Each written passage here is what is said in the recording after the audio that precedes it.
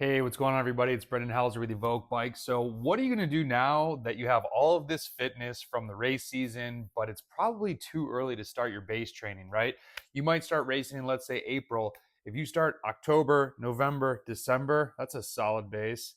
January, February, what are you doing in March? You're just very ready too early. So I think the fall time of year, especially for those South Central, Southeastern Florida, Texas, hot places, you have these beautiful temperatures to ride in. What are you going to do? Now, this video, someone in the comments is going to say, I just want to go ride my bike. That's great. Go do that. There are a lot of athletes that do not want to see 6 weeks of just go ride. And so I've come up with 5 different ways that I really, just from things I've done over the past years of training, have done to sort of extend my season, but also set benchmarks for the season coming forward. And not necessarily benchmarks I need to beat, but checking in really, where's my threshold? What's my 20-minute power? Can I set a best 30-minute power? Can I do it in a way that might increase my VO2 max before I go into base training where I'm not really training to increase my VO2, but I'm going to be maintaining it through the winter? Base season does not have to be all easy riding. You can do that, but I don't recommend that for everybody. That's beyond the scope of this video, but just to highlight why you might want to be doing some sporadically throughout the winter. So the first thing that I think is really beneficial is try different types of VO2 max workouts and analyze them on their efficacy for you. And what do I mean by that? However, well, hopefully when you do a VO2 max workout, you're checking in whether you use WKO and you're looking at 85% VO2 max algorithms, 90%, maybe you're only going by heart rate. I'm not here to tell you in this video how to analyze it, but whatever you're doing, find out which ones are most effective for you based on what you believe is effective. The things that I do with athletes, and I almost don't want to put this on a video because then they're going to start asking me all the time, wait, so what did you see in these past 5 VO2 workouts that you've done? Over like a 4 to 6 month window, I do believe in 40/20s. I do believe in constant power. I don't necessarily always give 5x5s. I like to throw in some harder surges in there and then have it just like maybe 110% VO2 max, kind of beyond the scope of this video. I really believe in the longer 7 to 9 minute VO2 max efforts, but everybody performs these with different intensity. They mentally think about them differently. The algorithms, some score a high amount of VO2 max time, others don't. So it's like, which ones work for these athletes? Which ones do they feel are effective? Which ones do they hate doing, which sometimes means they need to do them more? Try different ones now, and however you analyze them, find the best ones. That maybe should be a more detailed video on its own. Number 2, I always preach, the 8 to 10 minute power, especially for American racers, super, super important. But I do feel that we have lost a little bit of this hour test. Can you ride it threshold at your threshold for 45 minutes? I think that puts a lot of people under the gun, and people will say, oh, maybe my threshold's a little bit higher or a little, I'm putting it higher than it really is. So go work on your time to exhaustion, TTE, for those of you that watch WKO videos and things like that.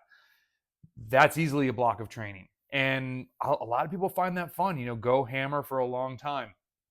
The other thing that you could do if that doesn't entice you is checking in on how much threshold can you do. Can you still bank 60 minutes of quality time?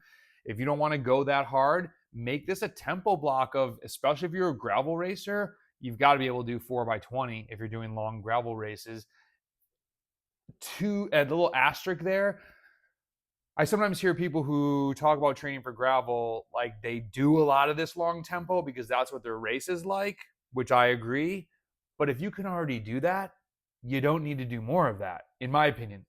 Now, maybe you could do more of it and have your heart rate a little bit lower. It could be a little bit less of a physiological cost to you. But if you're actually racing to win or racing to improve your time, if you're already doing, 2 to 3 hours of tempo in a race, I wouldn't train that. I would really look to do the VO2 max work and increase that. And now you might find yourself riding in another group at the next race. So a bunch of options within that one. The third one I think is so underrated, and the people that have done this from a blog I posted a long time ago, have raved about it, and they've hit 30-minute PRs from this. Rest reduction. The rest interval gets no love in training, and you know what? Actually, I forgot to. I don't want to do ads in these videos, but I do want to support the brands that support me. Hello Blue CBD Shami Cream. I don't get saddle sores, knock on wood. I ride a ton, 20,000 miles a year. I did 1,000 hours last year. Anti-inflammatory. If you get saddle sores, you need to try this. So rest reduction intervals, what I want to do for athletes, and especially those that struggle with long 20-minute plus intervals, is just break it up. Have them do a 6x6. And I don't even try and trick them. I tell them exactly what we're doing. I say, listen, I want you to do a 6x6. We're going to ride these around. It's hard to give them the exact number, but find in that like 110% FTP, 115% FTP, where the first 3 aren't that bad. The next 3 are a challenge. And we're going to start with just 4 minutes of rest in between. So 6x6, that's 36 minutes plus 4 times the 5 breaks in between is 20. It's about just under an hour of work, of an interval session. The next week, and we see how you do with that. If you fall apart on the 4th one, it's a little bit too hard, and maybe we need to build up this capacity and then do this in the next block. But most people, they find what they can gauge on 6x6 and like, okay, you know what? I could probably do this next one with less rest, no problem. Maybe I add a few more watts on, or if they fall apart, like, okay, I need to dial it back a little bit, but I could definitely reduce the rest and still hit these 6x6 and complete the whole set. The next week, we do a 6x6 with only 2 minutes rest. And then the 3rd week, simply take the rest out. This sounds so easy and so basic. And do you know what this is? It's working with the brain. We don't always adapt so fast to these workouts. I think athletes sometimes think that they do a 4x8 and now they can do a 4x10 next week because they did the 4x8. A lot of times you can do the 4x10 because you mentally said, I crushed that 4x8. I can go do 4x10. Who knows? You really probably could have done 4x10 the first week. We don't always know that. Do the rest reduction intervals. If you need more details, I have a blog on this. Just Google EVOQ rest reduction 6x6.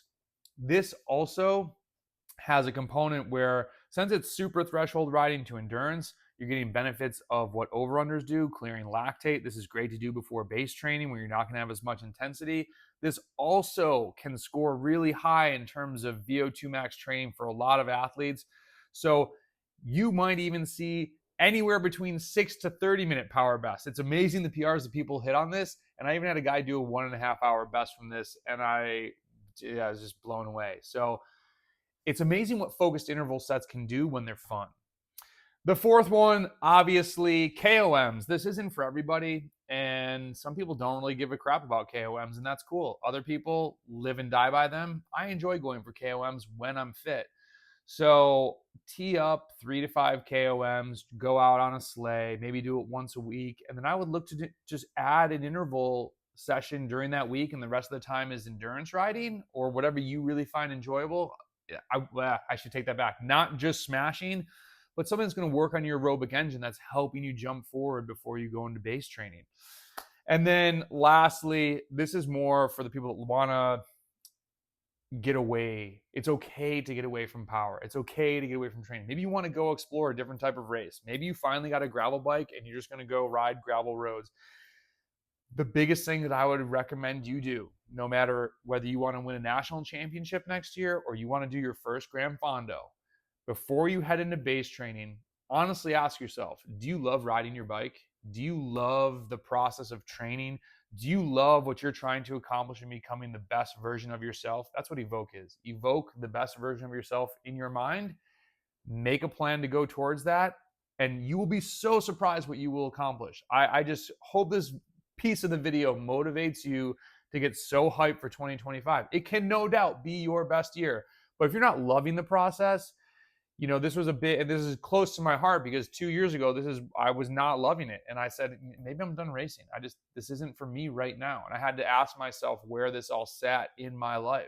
There were a lot of things. I was moving, I got married, there were life stresses going on, and cycling and racing, it just wasn't making me overjoyed. So I had to hit the pause button. And in doing that, that helped me re-spark my joy for it. And then I got injured and I'm on my comeback path. And now I'm really stoked for 2025. Love the bike.